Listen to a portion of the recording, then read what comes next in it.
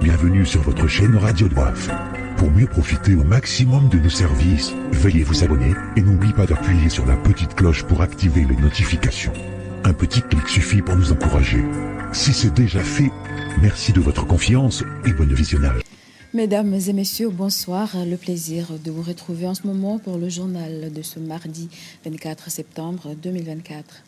Tout d'abord, nous tenons à nous excuser pour ce retard et aussi pour l'interruption du journal en langue nationale.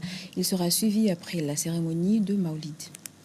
Bienvenue dans cette édition. L'ambassade de l'Arabie Saoudite auprès de l'Union des Comores a célébré avec faste ce lundi à Moroni le 94e anniversaire du royaume. Cette célébration a été honorée de la présence des membres du gouvernement, des autorités insulaires et cadres. Au cours de son allocution, l'ambassadeur Dr Abdallah Al-Zayed a mis en relief l'unification du pays sous le règne du roi Abdelaziz Ben Abdulrahman Ali Saïd. Le reportage de Mariam Ali-Riloa et Ahmed Nasser. La célébration a mis en avant les réussites saoudiennes, notamment les avancées de la vision 2030, avec un accent particulier sur les projets d'infrastructure et de développement. Le monde est témoin des avancées majeures dans le développement du Royaume d'Arabie Saoudite sur le plan économique, humain, social et environnemental. Notre pays est un modèle pour les autres nations. Fatima Ahmada, pour le mot du gouvernement comorien, a évoqué les relations bilatérales entre l'Arabie Saoudite et les Comores, soulignant des initiatives concrètes qui renforcent leur coopération. Cette célébration de la fête nationale du Royaume d'Arabie Saoudite aux Comores témoigne d'une coopération bilatérale de longue date et d'une forte diplomatie entre nos pays. Elle illustre également l'amitié fraternelle entre nos deux peuples. Cet événement a été une occasion de renforcer les liens fraternels et de célébrer un avenir commun prometteur entre les deux nations. Le ministère de l'Éducation nationale, en étroite collaboration avec l'Agence française de développement AFD et le projet Profit, a tenu ce mardi à l'hôtel Héritage de Moroni un séminaire sur l'avenir de la recherche scientifique en Union des Comores. Les principaux acteurs, à savoir les responsables de l'enseignement supérieur, s'y sont fortement impliqués. Le reportage d'Anliaou Ayoub Abdallah et Salim Zarkachi. Cette séance de travail axée sur la recherche scientifique en Union des Comores, soutenue par le projet Profit, promotion de la recherche et de l'innovation, vise à renforcer la recherche scientifique aux Comores, mobiliser les ressources en formant des chercheurs dans divers domaines, notamment la santé, l'éducation, l'agriculture et l'environnement, pour améliorer la qualité de vie des Comoriens et favoriser un développement socio-économique durable. La recherche scientifique est l'un des piliers fondamentaux du développement de toute nation. Elle joue, comme nous le savons tous, un rôle fondamental dans l'enseignement supérieur en tant que moteur de l'innovation, de la production des connaissances et du développement intellectuel. Pour favoriser la recherche scientifique aux Comores, le projet Profit s'adresse principalement aux chercheurs, étudiants, institutions académiques, entreprises locales et décideurs politiques aux Comores, tout en mettant l'accent sur la collaboration, l'innovation et la durabilité. Nous savons qu'une stratégie bien définie permet de donner une direction claire aux institutions de recherche et aux chercheurs en établissant des objectifs à long terme tout en facilitant l'accès aux financements nationaux et internationaux. Le projet Profit représente une opportunité unique pour revitaliser la recherche scientifique aux Comores. L'engagement de tous les acteurs est nécessaire pour garantir le succès de cette initiative, créant ainsi un écosystème de recherche. Le 6e congrès panafricain se tiendra du 25 au 27 septembre à Moroni. Il sera question au cours de cette occasion de la culture et de l'éducation pour des objectifs de développement durable de par le continent. Suivons ce reportage de Ibrahim Ben Abdel Fattah et Ahmed Nasser. Deux éléments doivent retenir l'attention. L'opportunité de mettre en valeur le patrimoine culturel comorien et la fierté du pays d'accueillir un événement de telle envergure. Cette organisation, selon les autorités, prouve l'engagement des Comores en faveur de la promotion de la culture africaine. Un tel événement ne pourrait se réaliser sans l'appui indéfectible du pouvoir politique. Et c'est dans ce sens que j'exprime mes remerciements à l'endroit de ces autorités pour avoir donné ou accordé leur soutien indéfectible à la réalisation de cet événement. Ils sont avec nous, devant nous et derrière nous pour que cet événement puisse être de marque et puisse également constituer une véritable réussite de notre pays. À l'entendre du ministère de la Culture, ce congrès vise à promouvoir les expressions culturelles continentales et à renforcer la coopération régionale. Le congrès africain de la culture qui réunit une cinquantaine de pays du continent africain dans le domaine des arts, de la culture, du patrimoine et de l'éducation artistique.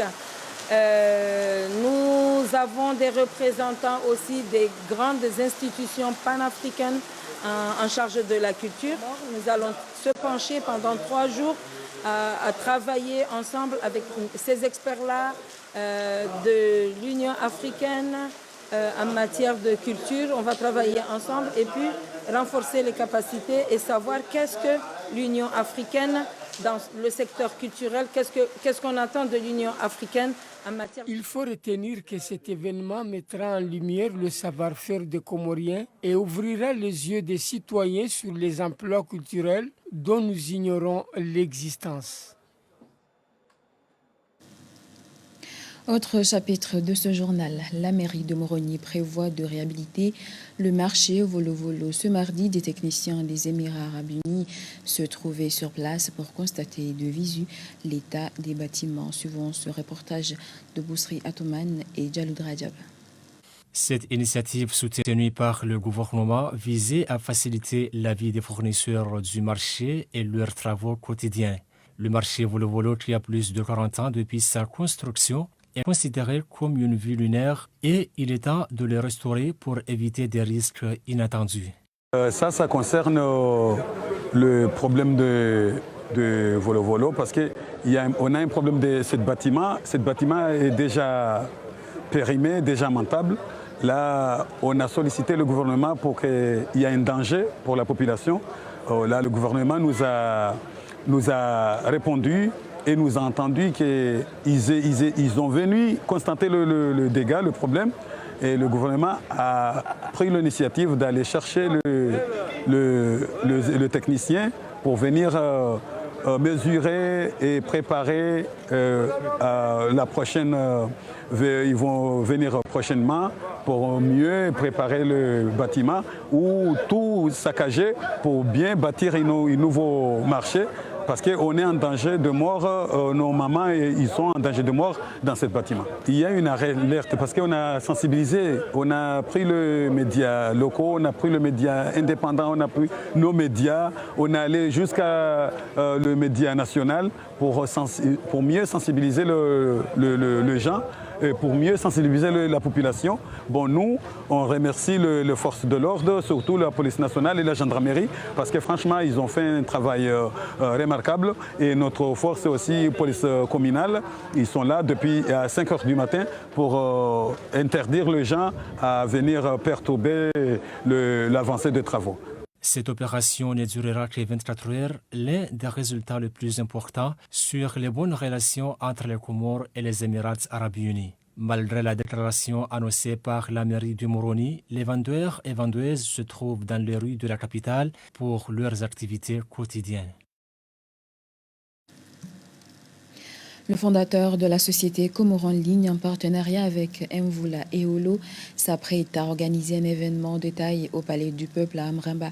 Cette organisation a pour objectif essentiel de promouvoir l'inclusion numérique et financière dans le pays. Le président directeur général Nofad Sandi s'explique.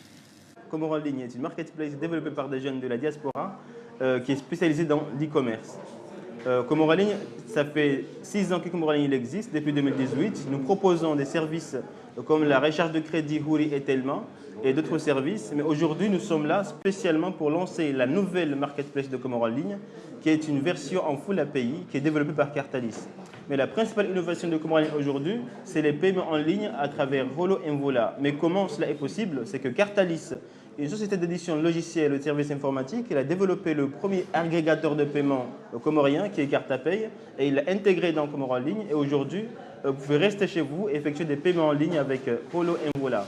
L'information à retenir, c'est qu'on vous invite le 26 septembre prochain de 9h à 16h pour venir dans le forum de l'e-commerce aux Comores pour une inclusion financière et numérique pour le développement de l'économie numérique du pays.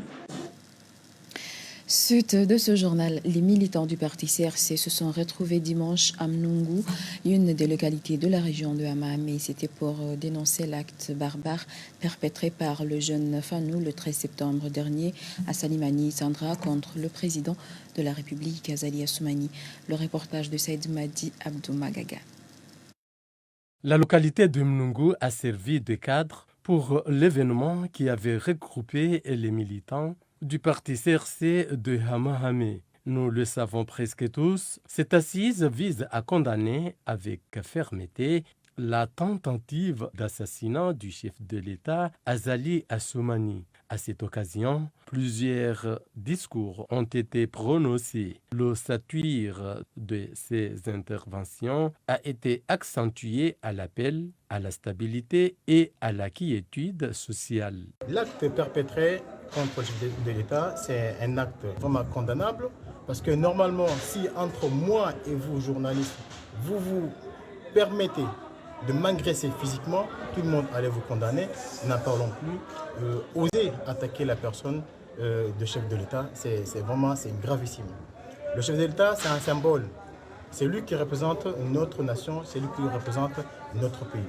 On peut ne pas l'aimer, tu peux ne pas être d'accord avec lui, mais nous lui devons respect. C'est un niveau élevé de criminalité qu'on n'a jamais vu dans ce pays.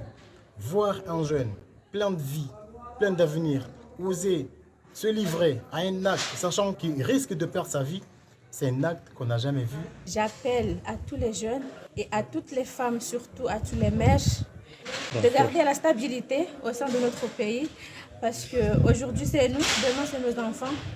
Donc attention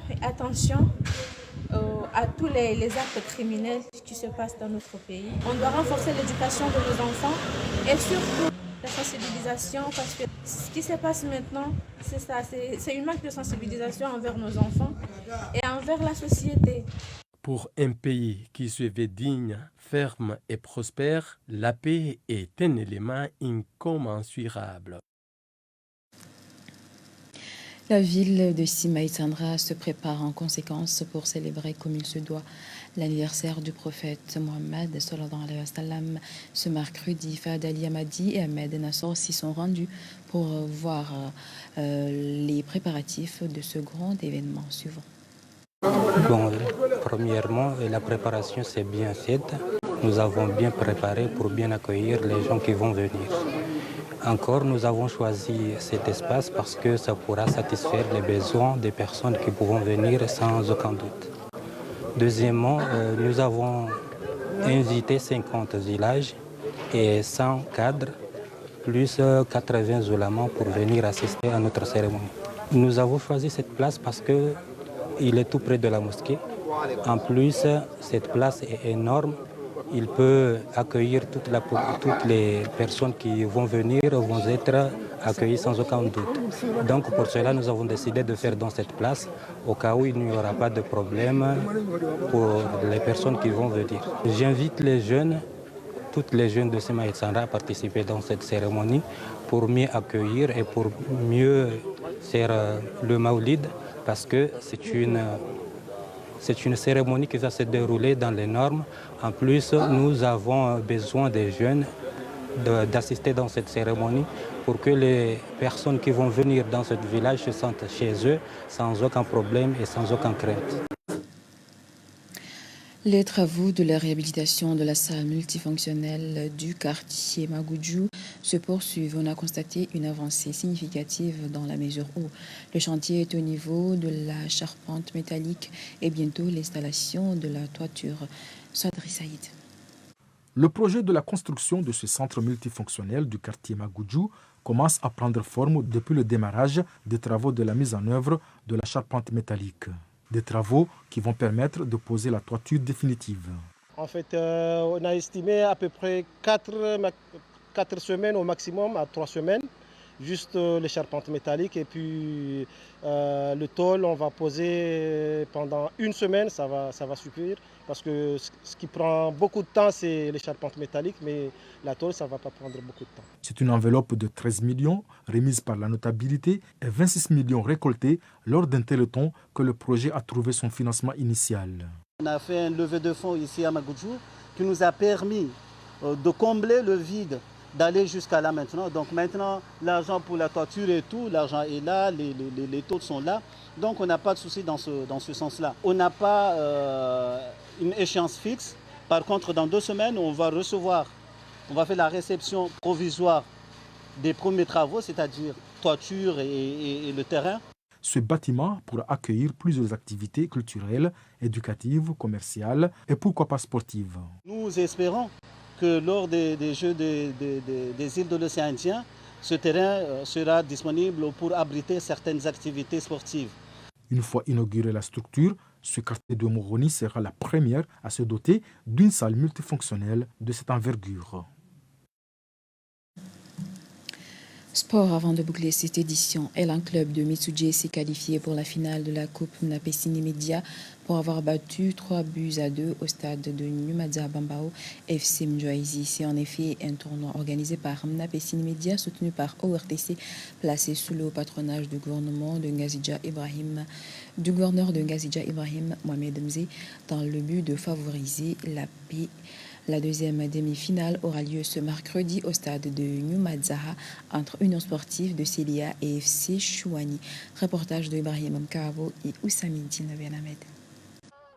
Pour la première demi-finale de cette manifestation sportive, dont l'objectif est de promouvoir la paix à travers le sport, c'est Elan Club de Mitsuje Hambo qui s'est imposé 3-2 ce lundi face à FC Mjwaisi et file ainsi en finale. Malgré une détermination sans faille et un grand courage, les jeunes de Mjwaisi ont craqué dans les 15 dernières minutes, encaissant des billes qui ont permis aux jeunes de Mitsuje de prendre l'avantage. Cette rencontre a été suivie par de nombreux supporters qui ont bien saisi l'esprit de la compétition et éduqué les jeunes à respecter le verdict du terrain. Les responsables des 2 équipes ont salué cette initiative et encouragent les autres à soutenir cette cause. Je remercie les organisateurs qui ont eu l'initiative d'organiser cette compétition qui a un seul et unique objectif, c'est de lutter contre la violence dans les terrains. Donc c'est la 2e édition si je ne me trompe pas. Donc on a été sollicité de participer dans cette édition, dans cette nouvelle édition. La mission que je peux proposer ici, c'est de savoir que la violence n'a pas sa place dans les terrains de foot. Le football, c'est un sport qui unifie et qui solidifie, qui rassemble toutes les unités. Organisée sous le haut patronage du gouverneur de l'île, Mohamed Ibrahim Mzé, cette 2e édition a également été parrainée par le directeur général de l'ORTC, le directeur général du laboratoire national des travaux publics et du bâtiment, ainsi que le président de la Fédération de football des Comores. Tout engagé pour la paix et le vivre ensemble dans le milieu sportif. La 2e demi-finale de ce tournoi, intitulée Sensibilisation pour la paix et la sécurité sociale, aura lieu ce mercredi à Nyumadza Bambao entre Union sportive de Célia et FC Chouani Hambo à partir de 15h. Et c'est la fin de cette édition. Merci d'avoir été avec nous. Retrouvons-nous demain à la même heure. Au revoir. Merci de nous avoir suivis. Et pour mieux profiter au maximum de nos services, veuillez vous abonner et n'oubliez pas d'appuyer sur la petite cloche pour activer les notifications. Un petit clic suffit pour nous encourager. Si c'est déjà fait, merci de votre confiance et à la prochaine vidéo.